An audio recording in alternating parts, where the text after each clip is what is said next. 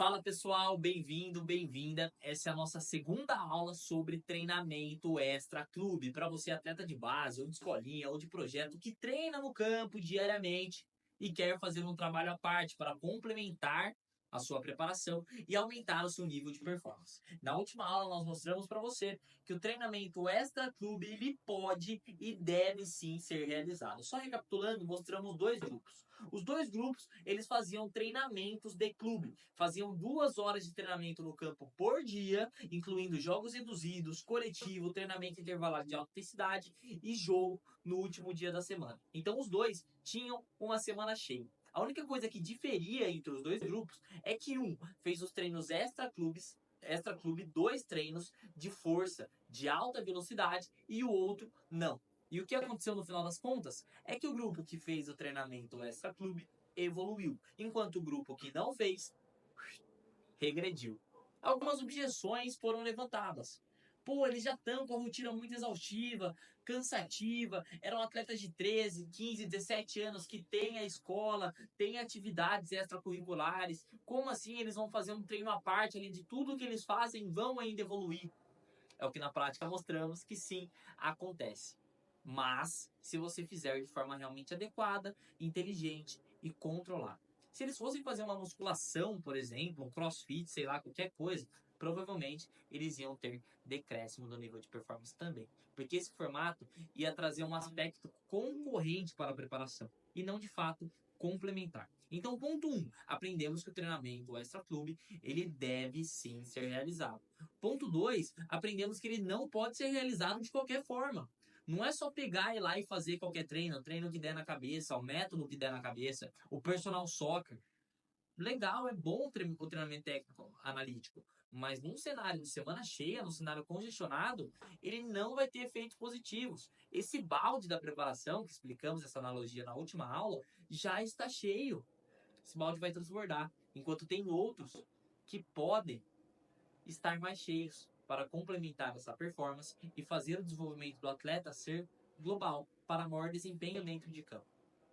Entendemos que esses treinos extra-clube devem ser inteligentes, adequados, eficientes. E como foram esses treinos? Foram treinos de baixo volume. Eles faziam, no máximo, 35 minutos de sessão nesses 2 treinos.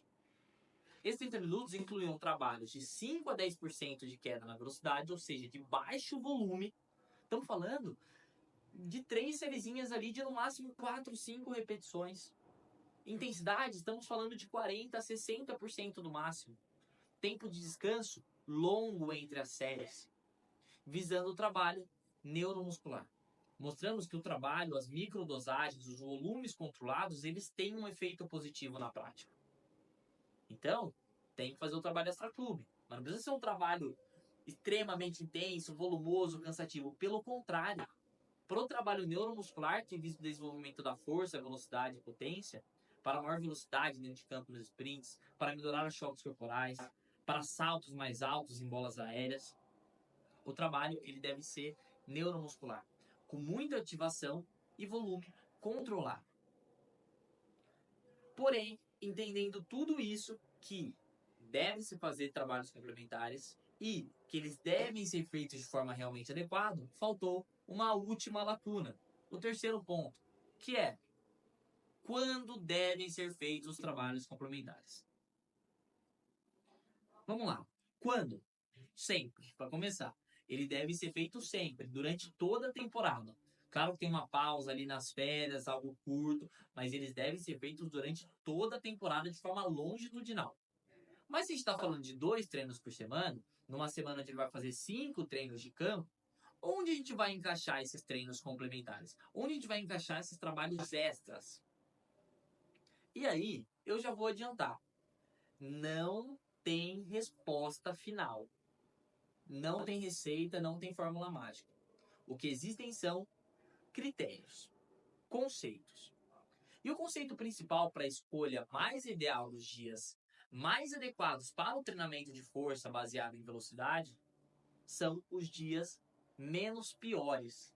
Vocês vão entender o que é. Então, os dias em que você deve treinar para maior evolução, para ter uma resposta mais positiva com o treinamento e evitar o efeito negativo da sobrecarga, é escolher os dias menos piores. Deixa eu te explicar.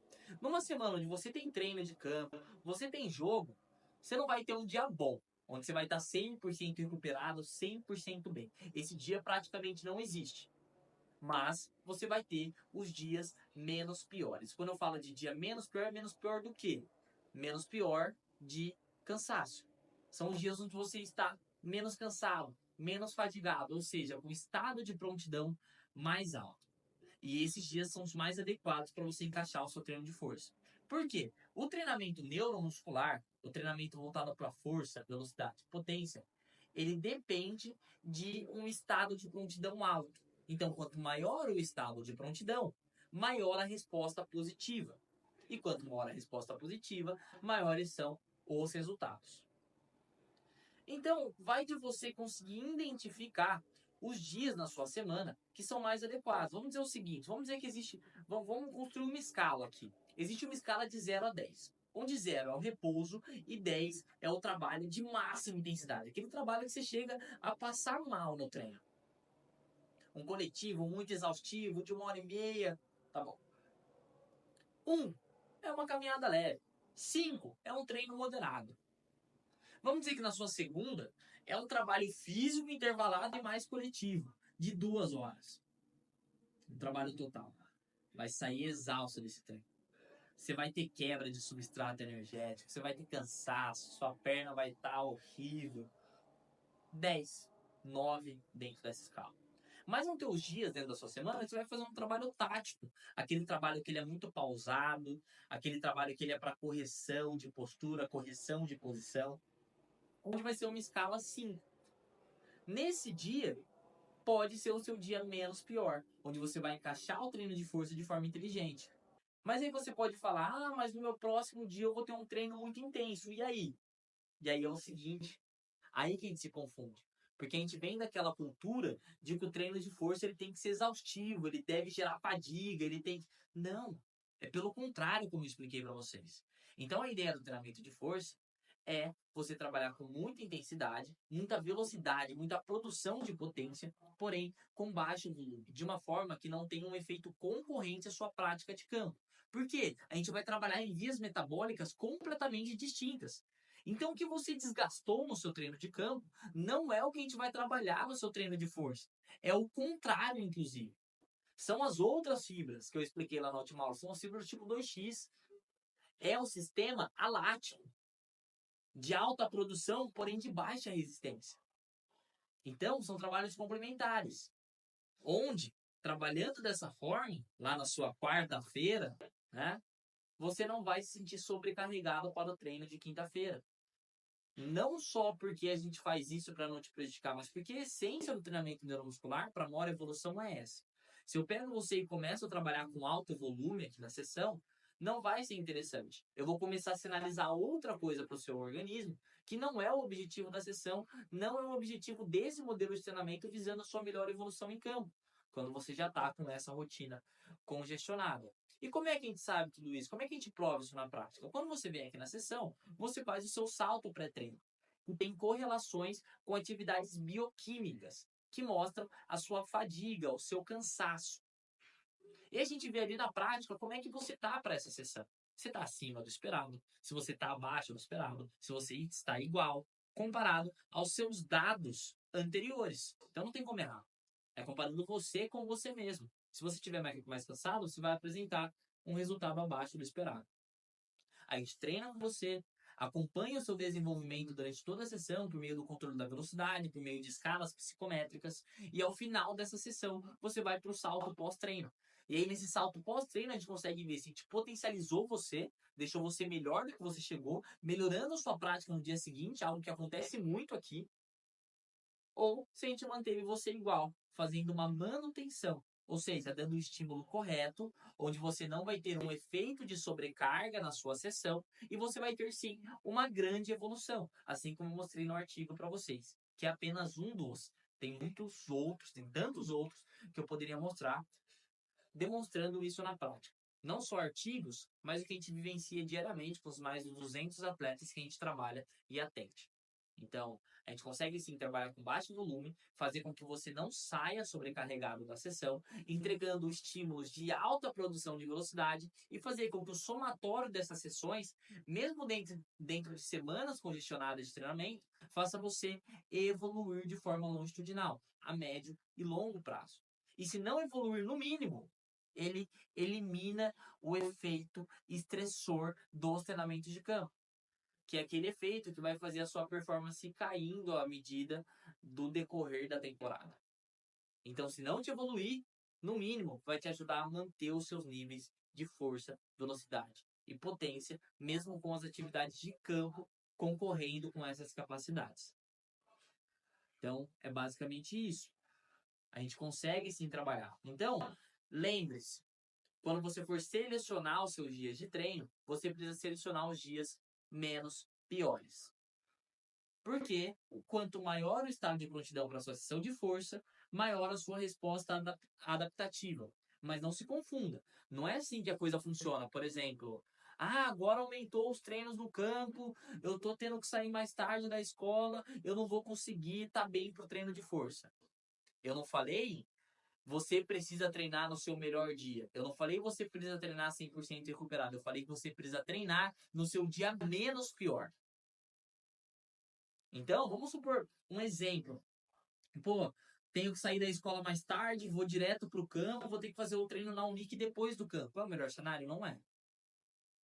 Mas, dentro disso, dá para você escolher os dias menos piores, mesmo nesse cenário caótico, para continuar tendo evolução, para continuar treinando e continuar tendo bons resultados, ou de manutenção ou de melhoria. Outro exemplo para vocês é normal. Em clubes profissionais hoje, incluindo clubes da Europa, posso citar o Manchester United, o Liverpool, inclusive, que fazem os treinos de força logo após o dia do jogo. Por quê? Joga-se na quarta-feira e joga-se no domingo. Vamos imaginar esse cenário. Jogou quarta-feira. E aí? Quinta-feira é o dia pós-jogo.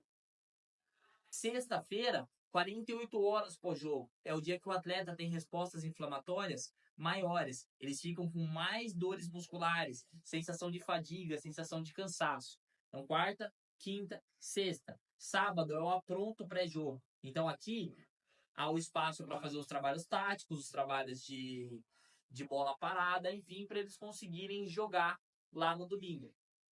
Então, basicamente, o que sobra para esse atleta é fazer os treinos no dia pós-jogo. Porque aqui ele tá morto, perna cheia de dor muscular, ele não consegue treinar. Aqui é um espaço que o treinador tem para algum trabalho coletivo, fazer algum ajuste que não dá para tirar do treinador. E aqui, na terça-feira, é o pronto para o jogo. Onde até poderia se encaixar uma microdose do treinamento de força, mas é sim arriscado. Então, no cenário mais caótico do mundo, nos grandes clubes, eles ainda dão um jeito de encaixar um dia de treino, ainda que seja um dia que não é tão bom, sabendo que isso, mesmo sem estar no melhor cenário, sem estar no cenário ideal, eles conseguem colocar, conseguem adaptar todo o trabalho e encaixar esses treinamentos para maiores evoluções. Então pensa bem, se você estiver passando por isso, tá com a sua semana congestionada, tem a escola, tem os treinos, você sente que, pô, não tô conseguindo chegar bem lá para fazer os treinos, não tem problema. Escolha o dia menos pior e continue treinando, porque esse dia menos pior vai fazer a diferença a longo prazo. Conte com os treinadores para adaptar o seu trabalho segundo as suas respostas, as suas percepções, entendendo aquilo que vai ser melhor para a sua evolução. Converse com ele. Ele vai te perguntar como está a sua semana, o que você tem feito na segunda, na terça, na quarta, na quinta, na sexta, para te orientar a escolher os dias de forma mais adequada, mas que você continue treinando. Ou você falar, pô, antes eu ia fazer 6 exercícios, agora que minha semana está mais corrida, eu faço só 2. Esses 2, a longo prazo, vão fazer diferença. Esses 2, ainda mais nesse cenário que você está, são cruciais para manter o seu nível. Porque quando você aumenta o nível de volume de campo, como eu falei na última aula, você aumenta esse efeito, que faz você estimular muito um tipo de fibra, faz você ter um efeito estressante muito alto e seu nível de performance cair. Essas microdoses, trabalhos com maior controle, com menos volume, vão ser cruciais para fazer você continuar mantendo esse nível de desempenho nas capacidades físicas de força, velocidade e potência. Algo que é determinante para a sua prática do jogo. Se você não fizer isso, nesse cenário que você está se inserindo, as condições vão ser bem piores. Então, é muito melhor você fazer o treinamento de forma adaptada, escolhendo os dias menos piores dentro dessa semana mais caótica, do que você não fazer. Então, como recado final, para você que é nosso aluno, está passando por uma situação como essa, está meio perdido sobre como escolher seus treinos, está meio perdido porque está sentindo que você não está conseguindo chegar muito bem na sessão, está meio perdido porque você tem o professor tem adaptado muito seus treinamentos por conta do seu aumento de volume no campo. Converse com os treinadores, fale com eles, passe a sua situação, se abra, tá bom? Isso vai ser crucial para a montagem dos seus trabalhos, para a melhor adaptação, para o melhor rendimento. Pode entrar em contato conosco, pode falar comigo, pode falar com os treinadores. A gente vai tentar entender como é que está a sua semana para tentar te ajudar a selecionar os dias mais adequados e fazer com que você treine de forma eficiente para a maior evolução dentro de campo, para que você mantenha a sua performance durante a temporada e tenha os melhores resultados, tá bom? Então, sobre programação, expliquei um pouco para vocês. Como eu disse, não tem fórmula mágica, tem conceitos, tem fundamentos que a gente deve seguir e deixei um e-bookzinho aqui embaixo com as considerações práticas a respeito desse assunto que vocês podem ver. E por fim, vou deixar também aqui embaixo uma aula sobre considerações a respeito da nutrição para quem está passando por situações como essas que eu citei, de um calendário competitivo cheio, com treinos à parte, enfim. Então, aqui estão as recomendações, as considerações. Fiquem à vontade para entrar em contato com a gente, perguntar, tirar dúvida. Ficamos à disposição sempre. Até mais.